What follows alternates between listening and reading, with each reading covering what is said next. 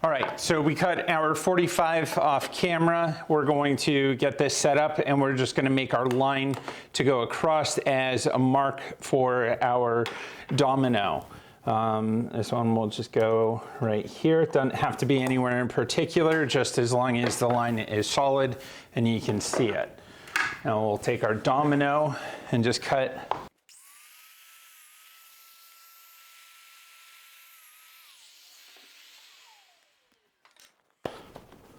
All right, so now we don't have to wait for glue to dry.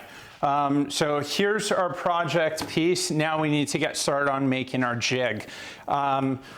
What this is going to do, it's going to basically use the table saw fence here as kind of a guide, and it's just going to hold your piece steady. So you're going to have one piece that's kind of high, and then what we need to do is we actually need to create something to kind of hug the sides here. So just using some scrap wood, we can do that. I'd recommend a tape measure. Right now, I'm dealing with 4 1/8 of an inch as far as my top here, and I'm dealing with 2 and just over 5/8.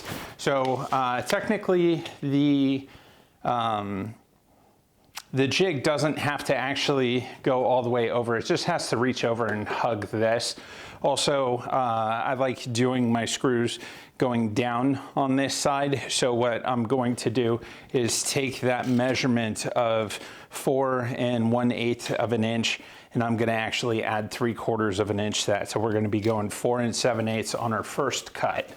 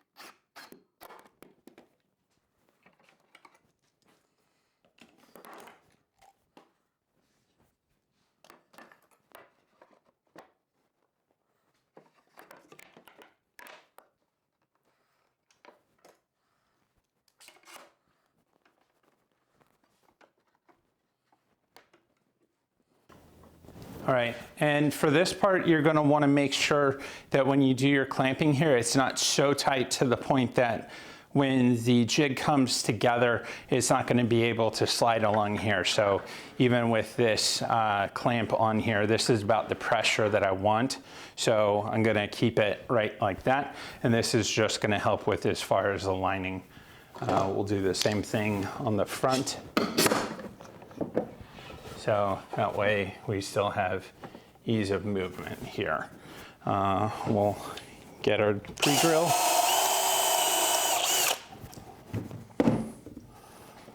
And let's see if we can get this up here.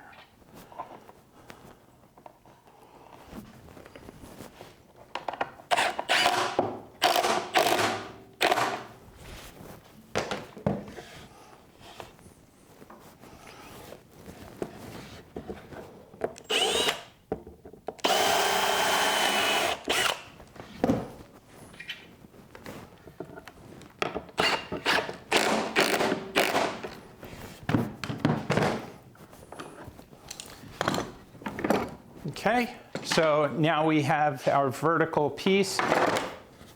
Our project is going to go like this, and then we'll be able to slide this back and forth. Now, there's no support this way, so what I want to do is I want to just take another piece of scrap wood. We're going to put a 45-degree angle on one side, a 45-degree angle on the opposite side, and then this will be what kind of cradles our project. So we want our project to touch the bottom here, so let's just make sure that we get this lined up right.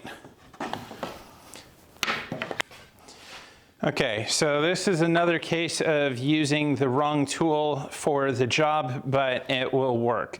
So I need my pencil, which I think, no, it's not there. All right, so we'll just kind of get our line going here. And then we know that right here is the line we need to follow. Let me cut this at the miter. That's roughly half.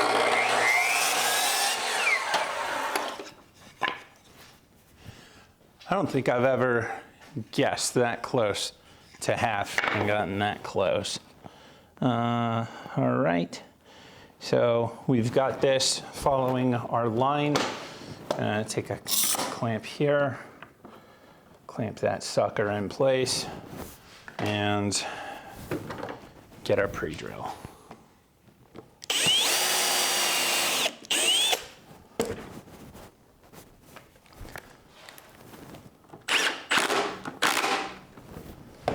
All right.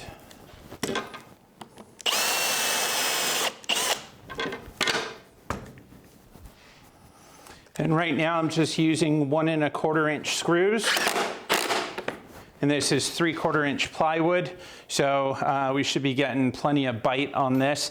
Now what we can do, technically we've got a 45, we can line it up on the bottom here, or what we can do is we can try and just keep going the same way that we were. So if we go here, so this is a 90-degree piece. We have our tip touching the table saw, so we know how we're gonna get there. And then we've got another line to follow. So if we go here, clamp it down.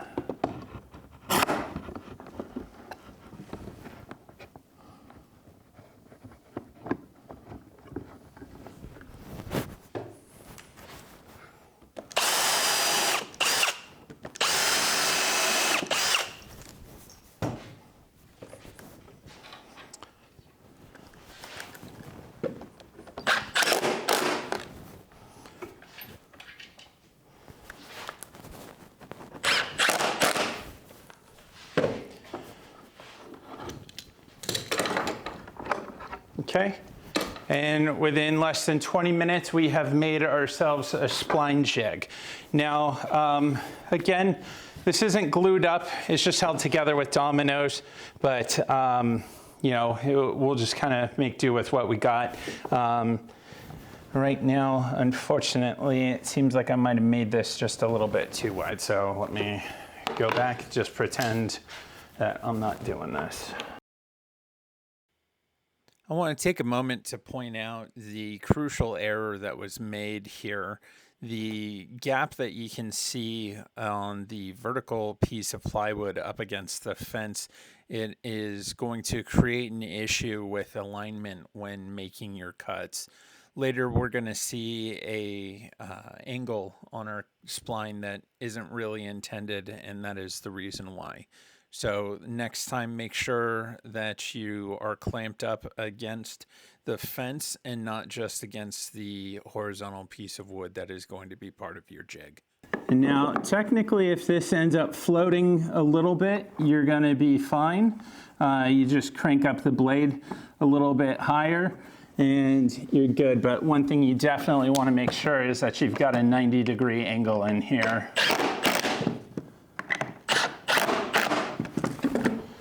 Okay, all right, so our piece is about 1/8 of an inch off the table saw. That just means if we want to go in a certain depth, we got to raise it up an extra 1/8 of an inch.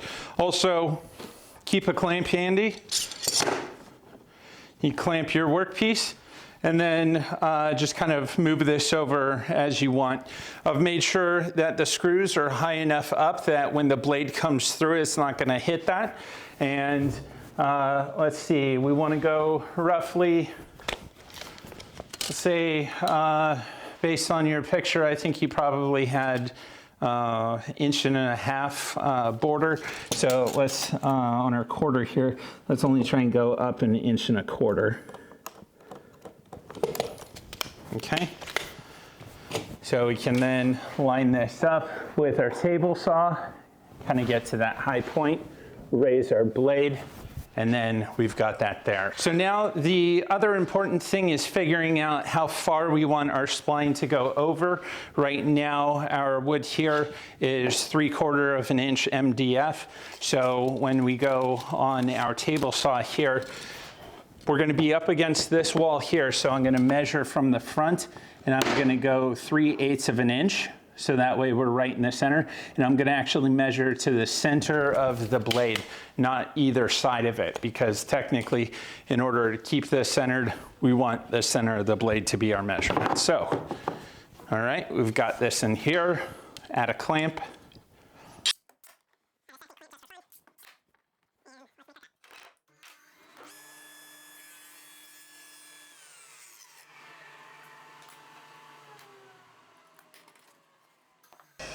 And you can see right here,